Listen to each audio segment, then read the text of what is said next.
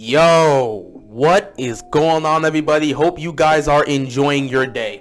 It's been a while since I've been on the mic, man. I haven't made the video in like a week and a half. I think the last time I was on the mic was the NFC Championship game between the Niners and the Rams. So yeah, it's been a while since I made the video.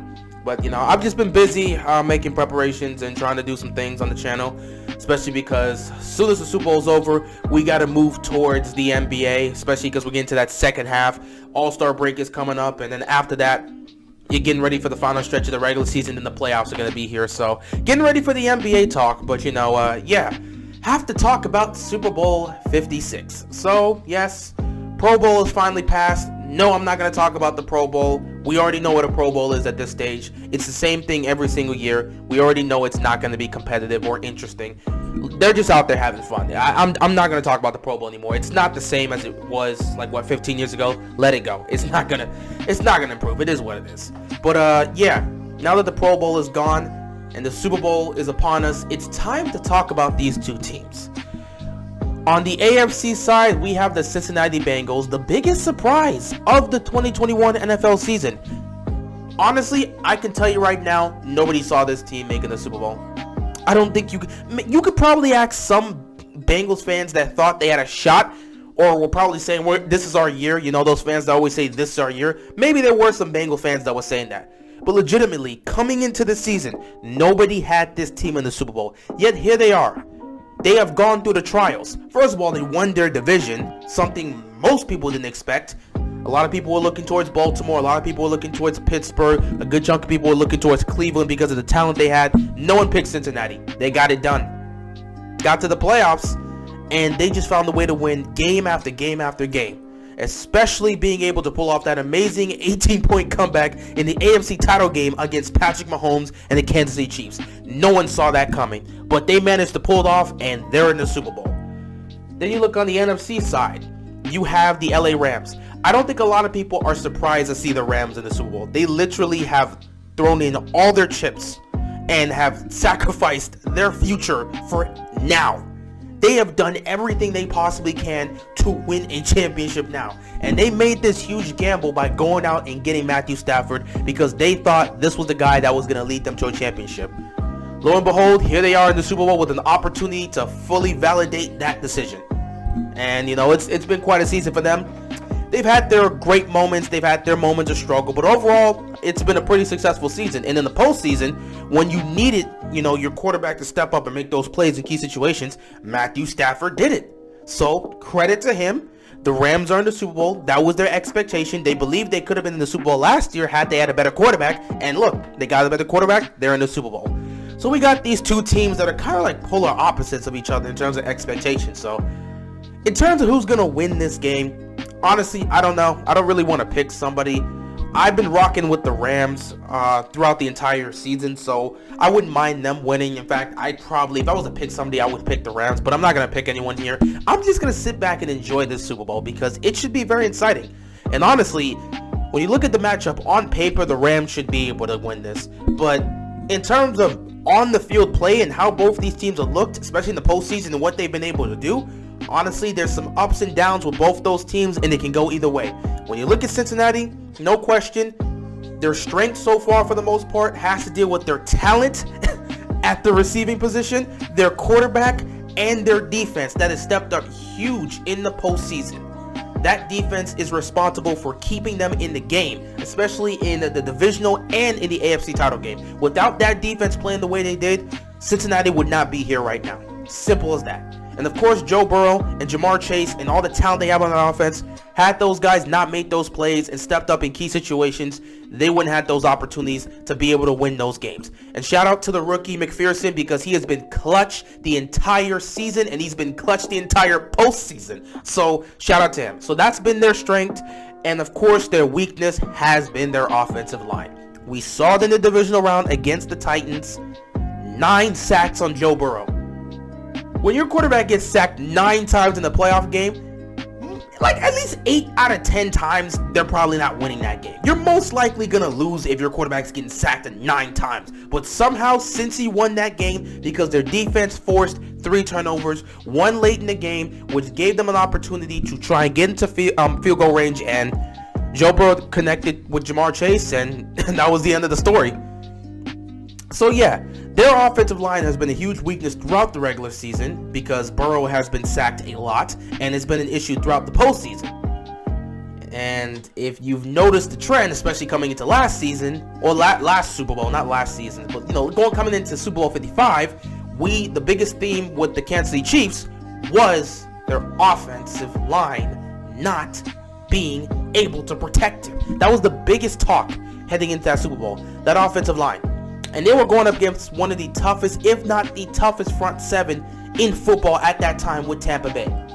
So the offensive line was a huge issue for Kansas City heading into that Super Bowl last season. Heading into Super Bowl 56 here, the biggest issue for Cincinnati is their offensive line. And they're going up against arguably the toughest front seven in football. And this will easily be the toughest matchup in terms of defensive fronts that Cincinnati has seen the entire season. That Rams front seven with Aaron Donald and Von Miller and the crew, that is going to be a tough matchup for that offensive line to deal with. If they can't stop those two, it's over. Simple as that. If they can't stop them, it's over. So that could be the biggest issue for the Bengals in the Super Bowl. So the positive is with the talent they have on offense, their quarterback, and their defense. The negative is that offensive line. When you look at the Rams, their strength is their talent. No question. Their strength is in their talent, and we've been seeing it with their defense making plays in key situations, making stops, Aaron Donald being a menace, Von Miller returning into form, and you look offensively, you're getting Odell. He's been getting going. Look what he did in the NFC title game against the Niners. Had over 100 yards receiving. He was balling. Cooper Kupp has been the best receiver in football this season and arguably the most productive receiver we've seen in NFL history. It's crazy what this man did this year. He had an amazing season. You got all these weapons there. And you got Matthew Stafford, who's had an amazing season, and he's come up clutch throughout this entire playoffs. So their strength is in their talent, no question. But the biggest weakness I'll definitely say for them would have to be in, I wouldn't say it's all, how do I put this? Because I just said Matthew Stafford's been clutch. But if you're looking at it honestly, the biggest weakness would have to come in with Matthew Stafford. More so his play being inconsistent at times. Matthew Stafford is the type of quarterback that can come up clutch and help you win a game in a crucial situation. And he can also throw a pick and cost you the game. That's what's scary. We've seen that throughout this regular season. He's won them games by coming up clutch. He's lost them games by just throwing pick sixes and throwing interceptions at the worst moments. I do not believe this will be a time where it can happen, but if there's a weakness to this team, that would easily be the case. They are talented from top to bottom, but if Matthew Stafford has one of those games in the Super Bowl where he comes out and he's just turning the ball over, the Rams will be in serious trouble. So their strength is in their talent because they are talented from top to bottom. My God, they got so many dudes on this team.